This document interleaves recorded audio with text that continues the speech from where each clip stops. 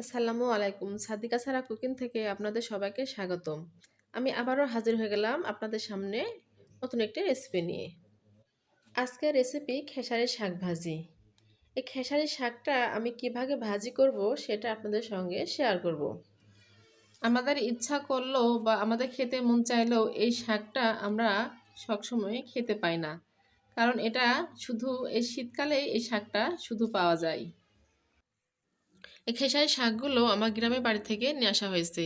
কারণ মাঠ থেকে যে জমিতে খেসারি শাক আবাদ করা হয় ঠিক সে ভিত থেকে আপনি সে জমি থেকে এই খেসারি শাকগুলো ছোটো ছোটো করে ডোকা কেটে নিয়ে আসা হয়েছে। এটা বাছার কোনো প্রয়োজন নাই, আমি বাছলাম না। আমি মোটা আকারে খেসারি শাকগুলো নিয়ে ছোট ছোট করে কেটে নেব। খেসারি শাক যত ছোট করে কাটবেন তত নাকি খেতে ভালো লাগে, এটা শুনতাম মা চাচির মুখ থেকে। আমি খুব ভালো কাটতে পারি না, তা চেষ্টা করছি ভালো করে কাটার জন্য। আপনারা নিশ্চয়ই আমার চেয়ে ভালো করে কেটে পারবেন। ঠিক এভাবে ছোটো ছোটো করে কেটে নেবেন। আমি একই ভাগে সবগুলো খেসারি শাক ঠিক এভাবে কেটে নেব। খেসারি শাক কিন্তু কাটা অনেক কষ্ট, কারণ খেসারি শাক কাটতে সবাই পারে না। কারণ এই জিনিসটা অনেক ছোটো ছোটো করে কাটতে হয়, তো সবাই কাটতে পারে না, অনেকে ভয় পায়, অনেক বা হাত কেটে ফেলে। আমার সবগুলো শাক কাটা হয়ে গেছে। আমার দেখেন কতগুলো শাক হয়েছে। ঠিক আমি এভাবে শাকগুলো কেটে নিলাম। ঠিক এভাবে আপনারাও শাকগুলো এভাবে কেটে নেবেন, আমি যেভাবে কাটলাম। অনেকে খেসারির শাকটা ধয় না। আমি গ্রামে দেখতাম আগে খেসারির শাক অনেকে ধুতো না, কিন্তু আমি শাকগুলো ধুয়ে নিলাম। এবার আমি চুলাতে কড়াই বসে দিলাম, দিয়ে আমি শাকগুলো ঢেলে দিলাম। এবার দিয়ে দেবো আমি কাঁচামরিচ। আমি গোটা গোটা কয়েকটা কাঁচামরিচ দিয়ে দিলাম। তারপর দিয়ে দেবো আমি পেঁয়াজ কুচি দিয়ে দিলাম। এবার দিয়ে দেবো স্বাদ মতো লবণ, দিয়ে আমি ভালোভাবে একটা হাতের সাহায্যে নেড়ে চেড়ে নেব। আমি কিছুক্ষণ ঠিক এভাবে নাড়াচাড়া করে নিয়ে নেব, শাকটা ভালোভাবে মিক্সার করে নেব। আমি এভাবে কিছুক্ষণ শাকগুলো ভালোভাবে নেড়ে চেড়ে নেব, যেন আমি যে লবণ বা পেঁয়াজ মরিচ দিলাম সেটা ভালোভাবে মিক্সার হয়ে যায়। আমি একইভাবে নাড়াচাড়া করলাম। দেখেন আমার শাকগুলো কিন্তু অনেকটা কমে আসছে।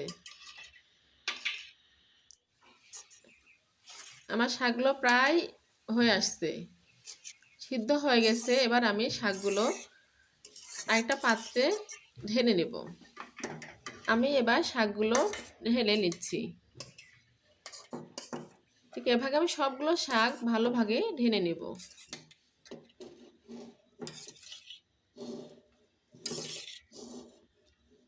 আমার সবগুলো শাক ঢালা হয়ে গেছে। আমি আবারও কড়াইটা ভালোভাবে পরিষ্কার করে চুলাতে বসে দিলাম। তারপর দিয়ে দিলাম আমি তেল। তারপর দিয়ে দিলাম আমি পেঁয়াজ কুচি, দিয়ে আমি ভালোভাবে একটু নেড়ে চেড়ে নেব। খেসারি শাকে বেশি কিছু লাগে না, অল্প উপকরণ দিয়ে খেসারি শাকটা রান্না করা হয়। আমি যেভাবে আমি মাছের ঝোল দেখেছি রান্না করা, ঠিক আমি সেভাবে রান্না করতেছি। আমি কিছু সময় নিয়ে পেঁয়াজটা ভালোভাবে নেড়ে চেড়ে নেব। পেঁয়াজটা যতক্ষণ না বাদামি কালার আসবে আমি ততক্ষণ পেঁয়াজটা নাড়তে থাকবো।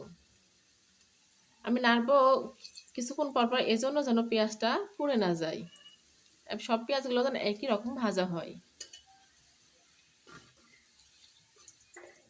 এখন আমি একইভাবে নেড়ে নিচ্ছি। আমার পেঁয়াজের কালারটা আস্তে আস্তে কালার হয়ে আসছে। এবার আমি দিয়ে দিলাম সেই সিদ্ধ করা খেসারি শাকগুলো, দিয়ে আমি ভালোভাবে নেড়ে নিলাম।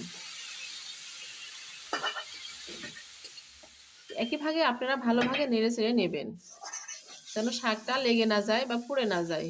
শাকটা পুড়ে গেলে খেতে ভালো লাগবে না।